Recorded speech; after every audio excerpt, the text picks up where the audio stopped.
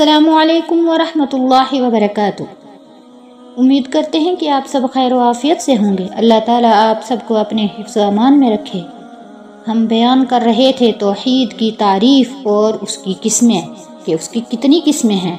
دوسری قسم توحید ربوبیت، یعنی ہم اس بات پر ایمان لائیں کہ اللہ تعالیٰ ہی ہر چیز کا تنہا خالق ہے، مالک ہے، مدبر ہے۔ تمام کام جیسے رزق عطا کرنا، زندہ کرنا، مارنا اور بارش نازل کرنا، سب تدبیریں اللہ تعالیٰ ہی کرنے والا ہے اور صرف وہی کر سکتا ہے۔ جیسے کہ اللہ سبحانہ و تعالی فرماتا ہے، اللہ الذی خلقکم ثم رزقکم ثم یمیتکم ثم یحییکم هل من شرکائکم من یفعل من ذالکم من شیء سبحانہ و تعالی عما یشرکون۔ اللہ تعالیٰ وہ ذات ہے جس نے تم کو پیدا کیا، پھر تم کو رزق دیا، پھر تم کو مارے گا، پھر تم کو زندہ کرے گا۔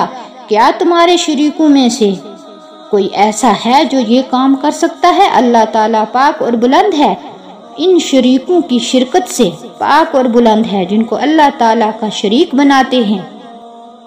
آگے اللہ تعالیٰ کا فرمان ہے، وَمَا بِكُم مِّن نِّعْمَةٍ فَمِنَ اللَّهِ، اور تمہارے پاس جتنی بھی نعمتیں ہیں سب اللہ کی ہی طرف سے ہیں۔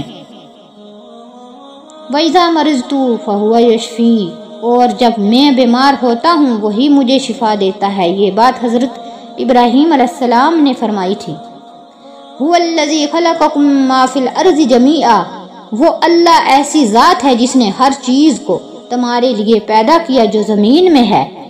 تو ہر مسلمان کا بھی یہی عقیدہ ہونا چاہیے کہ صحت دینے والا، شفا دینے والا، رزق دینے والا، پریشانیوں کو دور کرنے والا، حاجت رواں اور ضرورتوں کو پورا کرنے والا، مدد کرنے والا اور مشکل کشا، حاجت رواں صرف اللہ اور صرف اللہ تعالیٰ ہے۔ السلام علیکم ورحمۃ اللہ وبرکاتہ۔